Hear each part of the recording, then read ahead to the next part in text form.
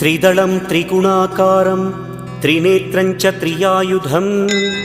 त्रिजन्म पापसंहारम् एकबिल्वं शिवार्पणम् त्रिशाखैः बिल्वपत्रैश्च अच्छिद्रैः कोमलैः शुभैः तव पूजां करिष्यामि एकबिल्वं शिवार्पणम् कोटिकन्या महादानं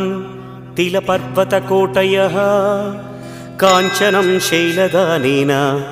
एकबिल्वं शिवार्पणम् काशीक्षेत्रनिवासं च कालभैरवदर्शनं